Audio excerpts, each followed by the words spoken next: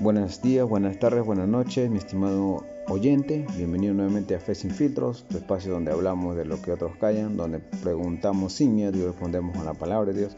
Hoy vamos a tocar un tema que ha dividido a muchos en la fe cristiana. Algunos lo llaman la gran controversia teológica. ¿Quién salva realmente? ¿Es Dios quien elige a quién salvará? ¿O somos nosotros quienes tomamos la decisión final? Este es un tema que puede parecer abstracto, pero que tiene profundas implicaciones en cómo entendemos nuestra relación con Dios, nuestra responsabilidad espiritual y el propósito divino. En este episodio, no solo exploraremos la Escritura, sino también veremos de cómo esto impacta en nuestras decisiones diarias. Leeremos un testimonio poderoso y responderemos tus preguntas directas desde distintas ciudades del Perú. Así que prepárate, esto va a ser intenso, honesto, porque aquí no hay filtros. El tema de hoy se mueve dentro de dos grandes corrientes teológicas dentro del cristianismo evangélico. En primer lugar es el calvinismo, sostiene que Dios ya eligió a quienes serían salvos antes de la fundación del mundo. Y la segunda corriente es el arminianismo. Defiende que Dios ofrece la salvación a todos, pero es el hombre quien decide aceptarla o rechazarla. Pero, ¿qué dice realmente la Biblia? ¿Dónde queda nuestra libertad? ¿Y qué pasa con la soberanía de Dios? Muchos piensan que esto es solo para académicos, pero déjame decirte algo. Si crees que no importa quién salva, entonces quizás no entiendes bien lo que significa ser salvo. La salvación no es un juego de azar ni una lotería celestial, es un acto divino, eterno, perfecto, pero también personal. Vamos a adentrarnos en esta verdad con humildad, con respeto y sobre todo con la Biblia abierta. Estimados oyentes, vamos a meternos en las Escrituras con lupa espiritual. Hoy no queremos opiniones humanas ni teológicas inventadas por hombres, sino la palabra viva que juzga los pensamientos e intenciones del corazón, como dice en Hebreos 4:12. Vamos a examinar textos claves sobre este tema tan profundo. ¿Quién salva? ¿Es Dios quien elige o somos nosotros quienes decidimos aceptarle? Efesios 1:4-6. Según nos escogió en Él antes de la fundación del mundo, para que fuésemos santos y sin mancha delante de Él, en amor habiéndonos predestinado para ser adoptados hijos por medio de Jesucristo, según el puro afecto de su voluntad, para alabanza de la gloria de su gracia, con la cual nos hizo gratos en el amado. Este pasaje es uno de los más contundentes sobre la elección divina. Pablo no está diciendo que Dios miró hacia adelante y vio quién le iba a aceptar. No, dice que nos escogió antes de la fundación del mundo. Eso significa que la salvación no fue un plan B, después del pecado de Adán, sino un plan eterno establecido en el consejo divino. La palabra griega usada aquí es eklegomai, que significa escoger, elegir deliberadamente. Esta elección no se basa en obras ni en méritos humanos, sino en el propósito soberano de Dios. ¿Y para qué nos eligió? Para ser santos y sin mancha. No solo salvarnos del infierno, sino transformarnos para su gloria. Pero también dice que fue por amor y que nos hizo gratos en el amado. Es decir, aunque la elección es soberana, no es arbitraria. Tiene su base en el carácter de Dios, amor, gracia y misericordia. Romanos 8, 29, 30 dice: porque a los que antes conoció, también los predestinó para que fuesen hechos conforme a la imagen de su Hijo, para que Él sea el primogénito entre muchos hermanos, y a los que predestinó, a esos también llamó, y los llamó, también los justificó, y a los que justificó, también los glorificó. Aquí Pablo describe una cadena de redención ininterrumpida. Conocimiento previo no se refiere a conocimiento intelectual, sino a una relación personal íntima. En segundo lugar, predestinación, plan establecido desde antes del tiempo. La llamada, invitación afectiva no general. En cuarto lugar, justificación, declaración judicial de inocencia en Cristo. Quinto lugar, glorificación, culminación final de la salvación. Esta es la secuencia perfecta. Nadie entra o sale de ella. Si Dios comenzó la obra, Él la terminará. Filipenses 1:6. Esto muestra que la salvación es iniciativa divina, de principio a fin. Juan 6:44. Ninguno puede venir a mí si no lo trajere el Padre que me envió. Yo lo resucitaré en el día postrero. Jesús aquí afirma algo radical. Nadie puede venir a Él por sí mismo. La palabra griega para atraer es helko, que literalmente significa tirar, atraer con fuerza. Esto no es una invitación casual, es una atracción poderosa del Espíritu Santo que hace posible que un hombre muerto en pecado pueda responder a Cristo. Así que, ¿quién da vida? Dios. ¿Quién levanta al muerto espiritual? Dios. ¿Quién nos trae a Cristo? Dios. No es que tengamos un poquito de vida para tomar la decisión, es que sin la gracia divina ni siquiera podríamos desearlo. Hechos 13:48. Los gentiles oyeron esto y se alegraron y glorificaron la palabra del Señor, y creyeron todos los que habían sido destinados para vida eterna. Este versículo es fascinante. Dice que creyeron todos los que habían sido destinados para vida eterna. La palabra griega para destinados, tetakmenoi, del verbo tazo, que significa poner en orden, designar, asignar, indica una disposición previa. Esto no quiere decir que otros no puedan creer. Quiere decir que Dios prepara corazones para recibir el mensaje. No es que algunos sean rechazados automáticamente, pero sí que solo aquellos a quienes Dios abre los ojos pueden verdaderamente ver. Mateo 22:14. Porque muchos son los llamados, pocos los escogidos. Este versículo es crucial. Habla de dos tipos de llamado. El llamado externo, la predicación del evangelio a todos. Y dos, el llamado interno o efectivo. Cuando el Espíritu Santo hace que el mensaje tenga poder real en el corazón. Muchos oyen el mensaje, pocos responden, pero los que responden son los escogidos. Esto no niega la responsabilidad humana, pero sí recalca que la capacidad de responder viene de Dios. Romanos 9:16. Así que no depende del que quiere ni del que corre, sino de Dios que tiene misericordia. Este versículo sacude la autoconfianza humana. Pablo cita a Moisés orando a Dios en Éxodo 33:19, donde Dios dice: tendré misericordia del que yo tenga misericordia. Pablo concluye: la salvación no depende de nuestro esfuerzo, sino de la misericordia de Dios.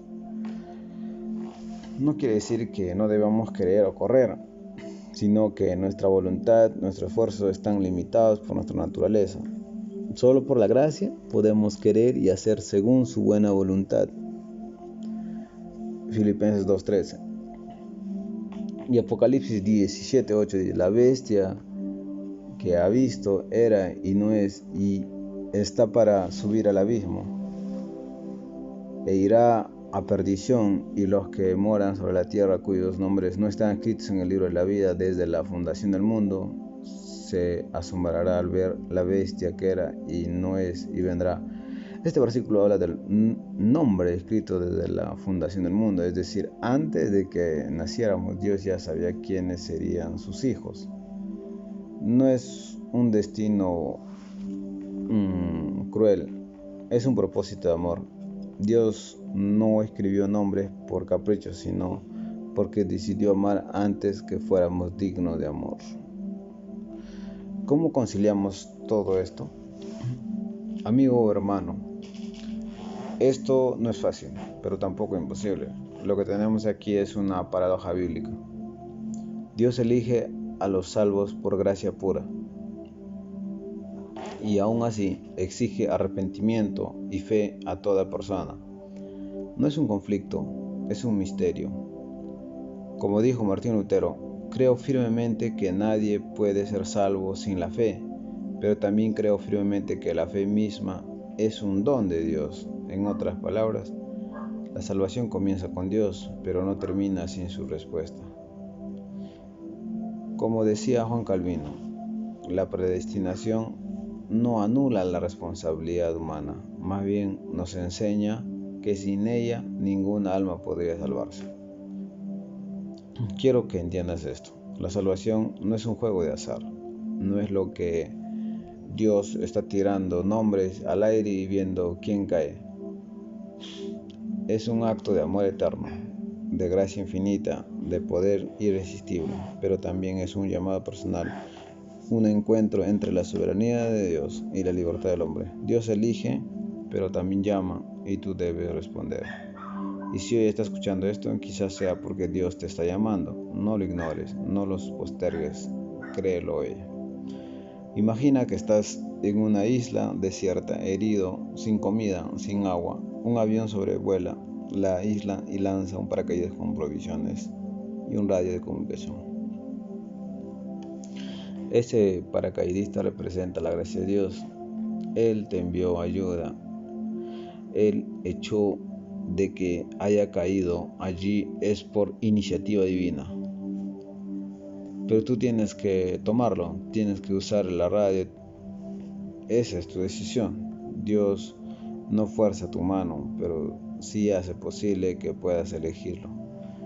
La salvación es ese paracaídas lanzado por amor, accesible, pero requiere que lo agarres. Esto no solo es teología para seminarios. Esta verdad debe cambiar cómo vivimos. En primer lugar, reconocer que la salvación viene de Dios nos da humildad. No somos mejores, somos simplemente elegidos por gracia. 2. Entender que debemos responder nos da responsabilidad. No podemos dormirnos en la comodidad de la doctrina sin acción. 3. Ver que Dios obra en nosotros nos da esperanza. Aunque no entendamos todo, sabemos que Él puede transformar corazones endurecidos. También nos motiva a evangelizar. Si Dios llama a todos, ¿por qué no llevarles la noticia? A veces queremos controlar nuestra salvación, como si fuera un contrato legal. Yo hago esto y si Dios me salva. Pero la Biblia nos muestra otra cosa. Somos muertos al pecado, Efesios 2:1, incapaces de buscar a Dios por nosotros mismos, Romanos 3:11. Así que si alguna vez dimos un paso hacia Él, fue porque Él ya había dado millones hacia nosotros. La salvación no es un logro humano, es un milagro divino. Pero no quita que tengamos que responder. La pregunta no es ¿me eligió Dios?, sino ¿he respondido yo a su llamado? Hoy tenemos el privilegio de leer un testimonio de María Elena, una mujer de Huancayo, Perú, que pasó años buscando a Dios sin encontrar paz. Dice María Elena: yo leía la Biblia, oraba, iba a la iglesia, pero seguía vacía. Me preguntaba por qué no siento nada. ¿Acaso no soy de los elegidos? Un día, en una conferencia, escuché que no era con mi esfuerzo lo que me acercaba a Dios, sino por su gracia. Y ahí, cuando dejé de tratar de ganar su amor y simplemente lo recibí, fue como si el cielo se abriera. Entendí que no era yo quien lo encontraba a Él, sino Él quien me encontraba a mí. Gracias, María Elena. Tu historia nos recuerda que la salvación no es algo que merecemos, sino algo que recibimos con manos abiertas y corazón rendido. Hoy tenemos preguntas profundas de oyentes de diferentes ciudades del Perú. Prepárate. 1. Desde Arequipa. Si Dios ya eligió a los salvos, ¿para qué evangelizar? Buena pregunta. Dios usa medios humanos para cumplir sus propósitos. Nosotros somos instrumentos de su plan. No conocemos quiénes son los elegidos, así que llevamos el mensaje a todos, la salvación de Dios, pero el llamado es nuestro. de Trujillo. ¿Cómo puedo saber si soy uno de los elegidos? No busques señales místicas, mira tu corazón. ¿Has respondido al Evangelio? ¿Confías en Cristo? ¿Hay fruto del Espíritu en tu vida? Si es sí, entonces puedes tener confianza.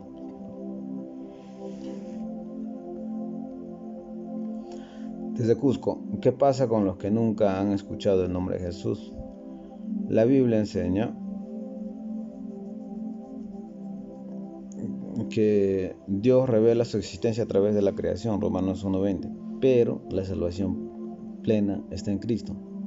Oramos por ellos, confiando en la justicia de Dios.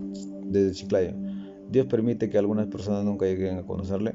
Dios no impide que nadie lo conozca, pero hay quienes endurecen su corazón ante la luz y que ya son más duros, ¿no? Cada vez. Dios respeta nuestra libertad, incluso cuando nos alejamos de Él. Desde Iquitos, ¿cómo reconcilio la soberanía de Dios con la responsabilidad humana? Con reverencia. Son dos verdades que no deben verse como opuestas, sino complementarias. Dios gobierna todas las cosas, pero espera nuestra respuesta. Dijo Calvino, la providencia de Dios no anula nuestra responsabilidad. Desde Tacna, ¿por qué Dios nos salva a todos? Nuevamente, ¿por qué Dios nos salva a todos? Eso nos enfrenta al misterio de la gracia. No todos son salvos porque Dios no quiera, sino porque no todos aceptan. La puerta está abierta, pero hay que cruzarla. Desde Lima, ¿cómo combato la duda sobre si estoy salvo? Lee la Biblia, ora, busca comunión con otros creyentes. Y si hay arrepentimiento genuino y fe en Cristo, estás salvo. Confía en su promesa, no en tus emociones. Oremos un momento al Señor. Padre Celestial, hoy hemos hablado de temas profundos y de tu soberanía y de nuestra responsabilidad. Gracias porque aunque no entendamos todo, podemos confiar en ti. Que cada persona que escuche este mensaje pueda descansar en la obra terminada de Cristo. Que ninguno dependa de sus obras, sino del sacrificio de la cruz. Derrama tu espíritu sobre cada creyente. Que vean que la salvación no es algo que se gana, sino algo que se recibe. En el nombre de Jesús. Amén.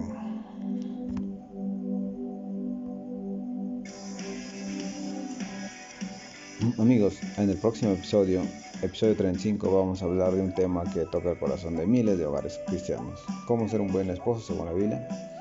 Vamos a analizar qué significa liderazgo, amor, servicio, fidelidad, cómo refleja a Cristo en tu matrimonio.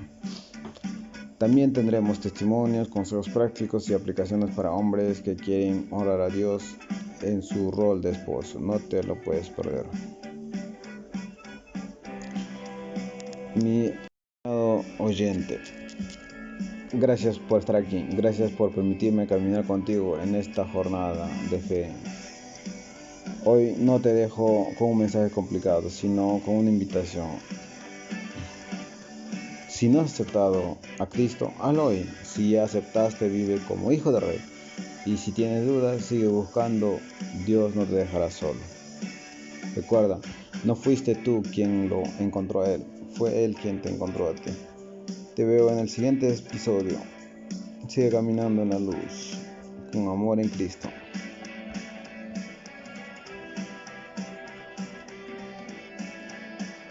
Muchas bendiciones.